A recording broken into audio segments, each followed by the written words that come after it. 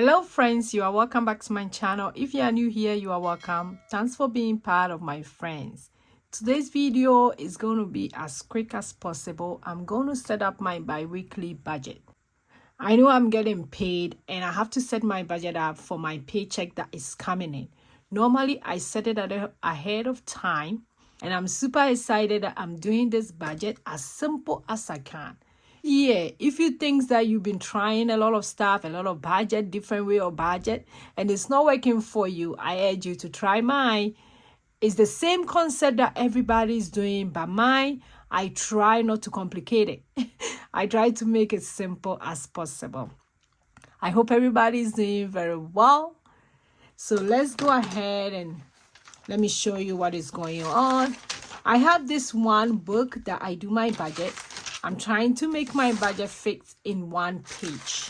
My budget is set in just 4 categories. Sinking fund, bill expenses, variable expenses, and my savings challenge.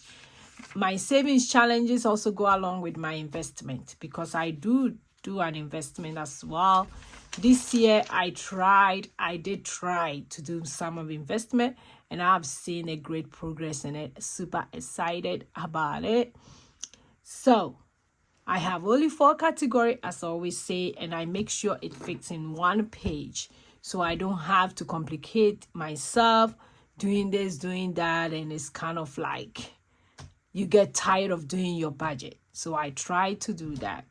So for this paycheck, I kind of know how much is coming in because my bank kind of pay ahead of time, like 2 days early, they will put it in the account as pending. So I know how much I'm getting. So because I know how much I'm getting, I can set my budget that way. For my new subscribers, thank you for being part of my friends. For my OG, you guys know I love you guys so much. If you want to try this budget and you have a lot of questions about it, you can DM me anytime in my DM. I have my Instagram handle. You can send me DM there. I've been receiving a lot of questions. Like somebody asked me, where do you put your debt? I only have student loan, so I put it part of my fixed expenses. Because if it's part of my fixed expenses, I know definitely no fixed expenses. You can't go around it. I have to pay. So it's part of my fixed expenses. What money do I use for my savings challenge? I have money for savings and investment. That money comes under my savings. So I have savings challenge to be $250 every paycheck. That money is what I spread among all my savings challenges. Why do I have a lot of sinking fund? Yes, I'm a big family. It doesn't mean you also have to have a lot of sinking fund. Which, for talking about sinking funds, I'm going to show you how you set up your sinking fund because of the coming year. We are learning to budget like a pro, but as simple as we can. Why am I not using budget book, but I'm using this book? That's a question somebody asked. I have tried using budget books, different kinds of budget books. I don't follow it. At times, I even forgot that I have a section in the budget book I have to fill out. Some people will say, why do you have to fill all the places? The way it's structured, if you don't fill all the places, it's kind of gets somehow. So I have tried a lot of budget books. And the budget books out there are great. But if you are starting and you might not even continue, why do you have to spend money to buy the budget book? You can use an exercise book. You can use a plain paper to do your budget at the same way everybody is doing it. I would prefer having a planner book that I can plan my entire life than to have a budget book. That's me. Everybody is different. People will prefer to have a budget book, but they don't even know how to plan their life. How will you plan your budget? Because when you plan your life, your finances come in and you know how to plan your finances. So I would prefer having a system that I can plan my day, my week, my month, than to have a budget book that I don't even have time to do everything. That's why I do this. I have tried this the whole year and it's working perfectly for me. And because I do it this way, when somebody asks me about my budget, I just take this book, look at it, and I'm there. My husband asks me something in the budget. Is it in the budget? Is it something we can spend money on? I look at it for that pay period. Is it in the budget? Yes, it is. Let's go ahead and take the money. So there's no stress. My husband can look at it not being confused because he knows fixed expenses, variable expenses, leftover, how much was left, how much is in my buffer. So no complication, like I said. So now let's dive into my one-page budget that I've been talking about. If you haven't seen it, I have done a lot of videos about it. This book, I got it from CVS. It was on sale. I think it was less than $1. It's been like a while. And what else?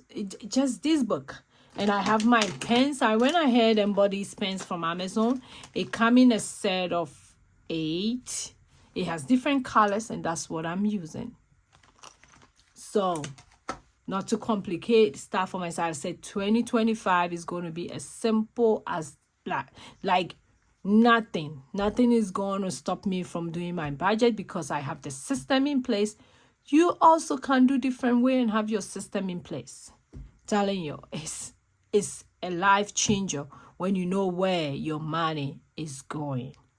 So this paycheck that is coming in tomorrow is from the 12th to 26th. It means my next time I get paid is 27th.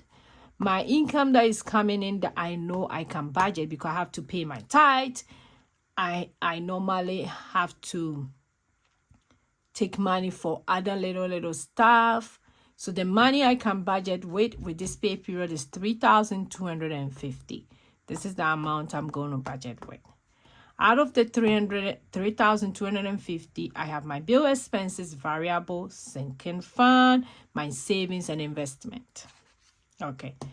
Normally, I have my investment auto. So it normally counts about my bills, but all of them is under my savings when I'm doing my monthly tracker. So under my bill expenses, and also somebody asked a question, do you do your monthly overview? Yes, I do. I have a calendar that I do my monthly overview on, as simple as like that. I also have a budget sheet, which I started using this month to do my monthly overview.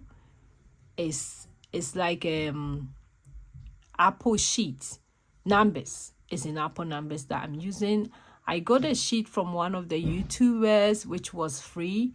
So I've been setting up I set up for December 1, which I will show you guys for this for January and stuff, how this monthly sheet works.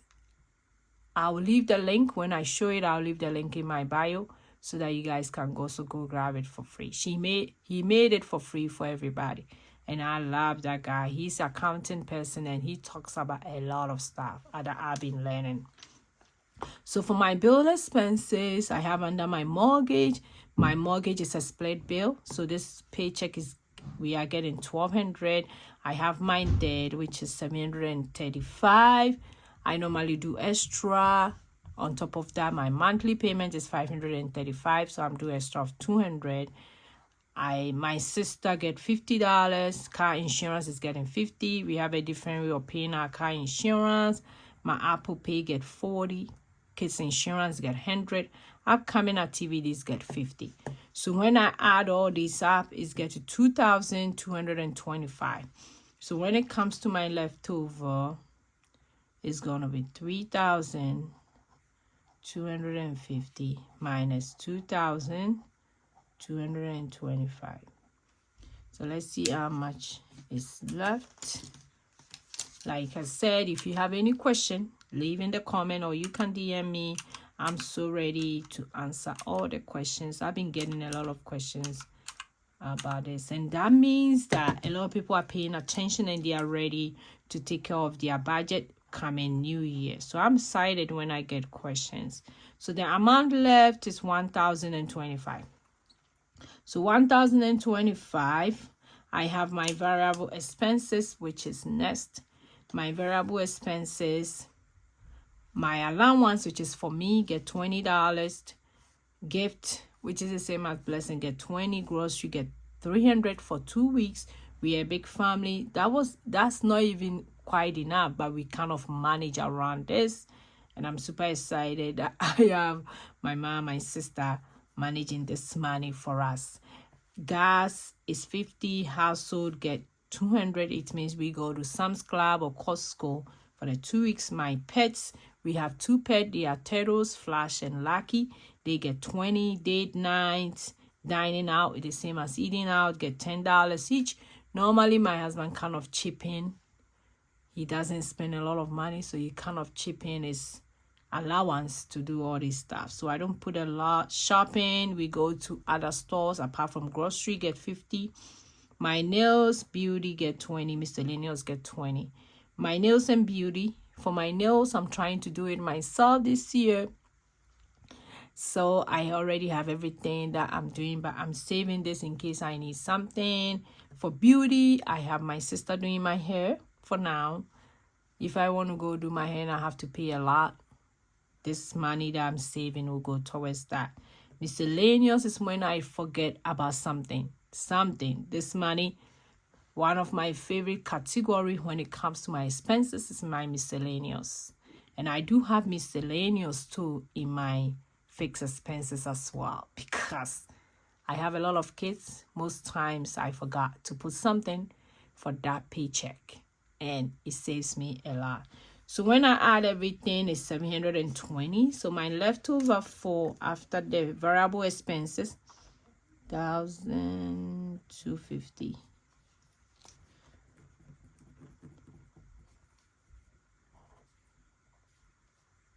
Okay, minus 720.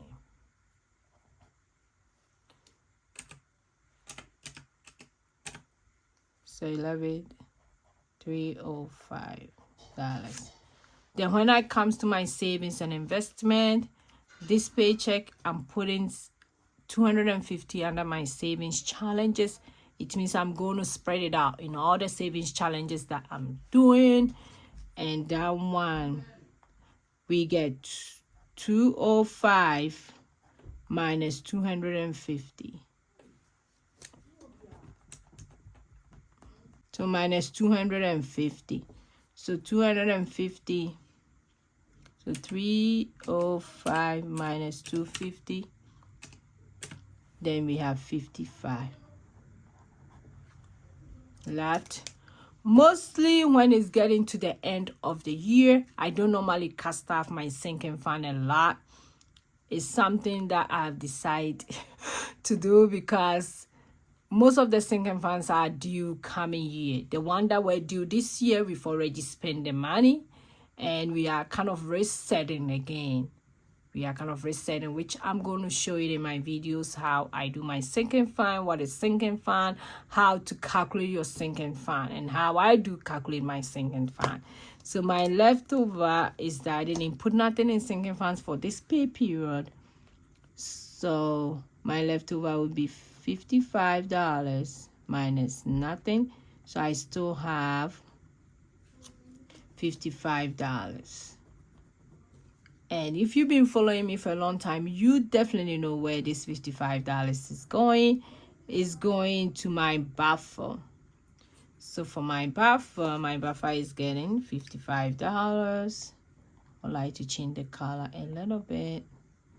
So for my zero-based budget, which is ZBB, zero-based budget, I have 250. Then I'll do minus my fix. Let me use the red pen since I have enough space. I'm gonna do it like this so that you guys will see. Minus 225 minus my variable expenses, just to 720, minus my savings challenge, which was 250, then minus my sinking fund, which was nothing, then minus the buffer, which is 55. So when I add this, I should get a big O zero. So let's see, 3250 minus 2225 minus 720 minus 250 minus 55. So we have a big whole O 0, and normally I'll give it an I and I'll give it a math. So that's the zero-based budget. Zero-based budget for my paycheck that is coming in. Super excited that I have the system in place. You can also do the same thing this year. Don't give any money a chance to wander around. It has to know where it's going. So this is how my budget look like. For those of you who have questions, feel free to ask me the question. I'm ready to answer. Thank you for joining me today. I really appreciate everybody. I will see you guys in my next video. Go and be grateful. Bye bye bye.